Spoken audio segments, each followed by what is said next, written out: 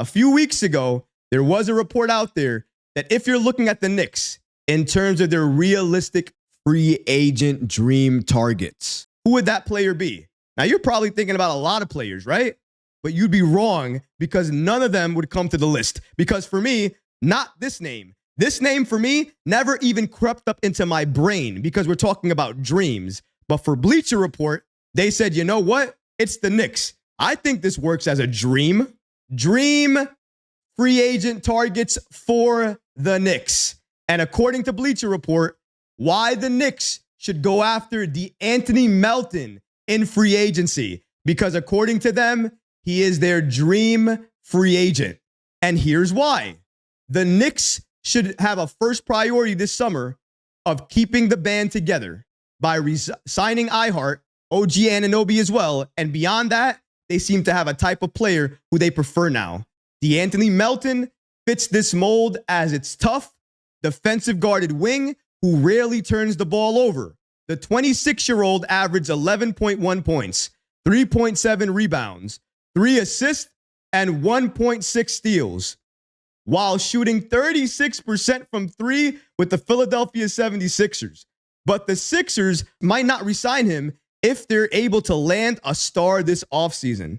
I hear that, man. I definitely hear that. And shout out to Bleacher Report for giving us this following information and update. Because apart from the craziness here, that De'Anthony Melton would be the dream trade candidate for the Knicks here in the offseason, the fact that they said that the Sixers might not re-sign Melton because they might land a star in the offseason, that's actually helpful here. I think that helps us a lot because it tells us that the Sixers and their particular roster is going to go through a lot of change as well. So even though the Knicks might go through a lot of change, they're not alone.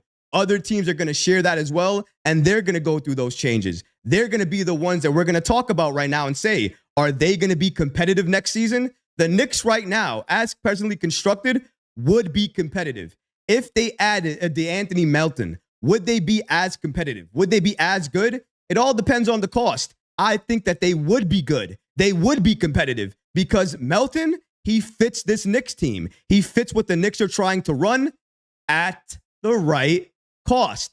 I'm not trading for him. Number one, not trading for him. As we just said, it's a free agent. If the Sixers do not re-sign him and he hits free agency, then maybe I look at him. I see his cost, I see his value, and then I take that, I weigh it against my roster, and then I see fit. And if it makes sense and it fits, then I'm jumping on it. I'm making sure I'm getting him on this team, and then we see what happens next season. Because again, it is about fit. It is to an extent about fit. It's not only about stars. Stars are important. They are, and you need stars to win. But you need role players to thrive.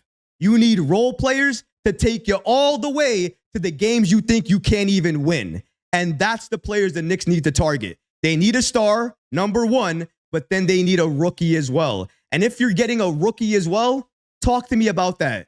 If you're getting a rookie, that's the Knicks of the future. You can develop that player, and it's low on cost. So if you're asking me, should the Knicks develop a rookie of the future, or should the Knicks go after De'Anthony Melton?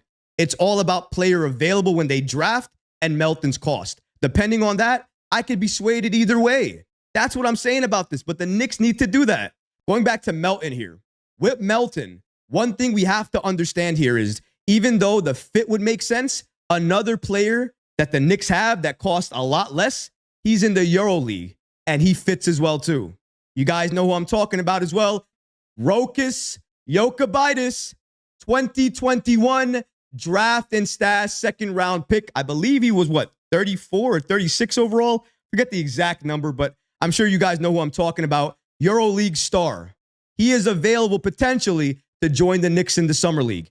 If he ends up joining the Knicks in the Summer League and he makes an impression, I think the Knicks should offer him a spot in training camp and then see what he can do. Because that's the perfect guard to back up Jalen Brunson. He's a point guard. He's 6'4". He can defend. He can create his own shot. But he can play make. He can pass. And that's what's needed right now. Deuce McBride is great, but he's a two-guard.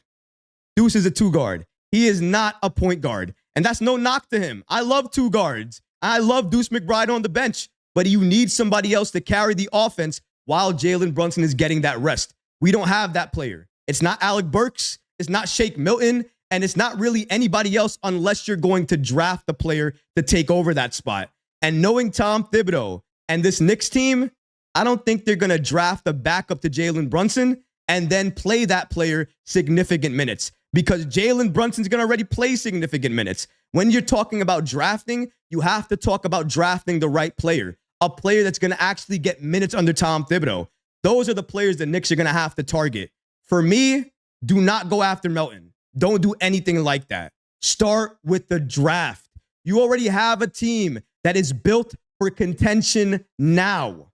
All you need to do is make the right additions. So please go to the draft, look who's available, and then based off of that, fill in the void, fill in the gaps. And then when you're done, identify what's remaining, re-sign the players you need to re-sign, and then go out and get that player in free agency or trade for that star. But that's the way you need to go about it.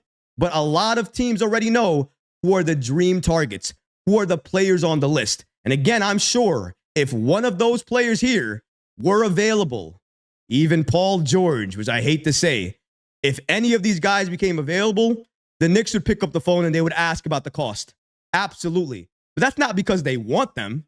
It's due diligence. You do that because in the future, when you want to make a trade, you now have this information. Well, you know what? They wanted 4 picks and 2 great players for Joel Embiid. So that means if I'm trading Randall later, I need to get at least, 1 superstar and 2 okay picks. It helps you understand value around the league. So it doesn't mean just because the Knicks check in or call about a player that they actually want that player. All it really means is they're just trying to understand value, what's happening around the league, and what is legitimate and what is fake. So for me, as of right now, with the realistic targets that the Knicks have, we don't know exactly who they are until they make themselves known. We could look at free agency. We can look at the dream targets here. We could look at all of these things. But all of this is subject to change. And it can all change at the drop of a hat. And it all depends on that player, how they feel, and what they feel about that franchise moving forward. My favorites are Mikal Bridges, Devin Booker, and of course, my guy, Donovan Mitchell. If you're talking about the Knicks and their draft picks, I just want to go back to one thing that we have here. This is coming from the Bad Weather Fans podcast. Shout out to them when they had Jake Fisher on. They more or less confirmed that the Knicks, the most likely trade scenario for them is going to come draft night when they try to trade those picks. Now, the reason I say that is because even on draft night, if they see a prospect that they like, just because they take both of those picks and they trade them away, it doesn't mean that they're going to trade them for a star. They could trade them to move forward in the draft and get another player that they really, really want. If you enjoyed these clips from the live show, be sure to subscribe to the channel and have notifications turned on so you don't miss any new episodes or when we go live. Thanks for watching, Knicks fans, and until next time, peace.